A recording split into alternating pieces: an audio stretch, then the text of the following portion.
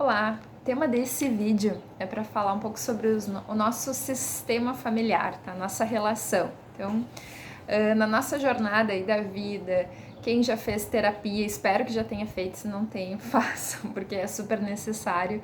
Mas nós sempre vamos acessar aí a nossa história, né? A gente vai falar aqui também dessa força da nossa história. E nessa história a gente vai, né, chegar lá no nosso sistema familiar.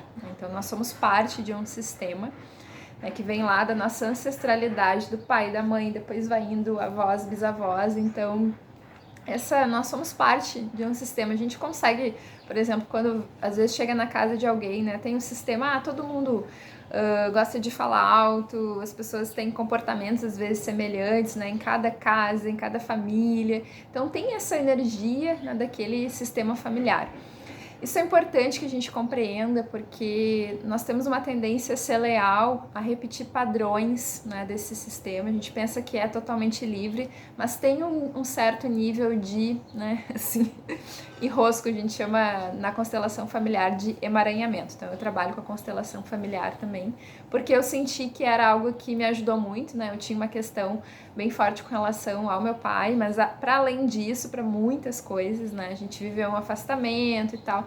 Então foi um processo bem profundo, assim, de acomodar melhor a minha própria história. E para mim a constelação familiar, ela trabalha muito, né? Ela trabalha com esse acolher a nossa história da forma como ela foi. Então, acolher esse pai e mãe interno. Por que eu falo interno? Porque às vezes a história externamente ela pode ser difícil. Nem todos os pais, nem todas as mães, né, nos deram, assim, todo mundo teve as suas faltas, mas alguns, sei lá, pode ter situações de violência, abandono, afastamento.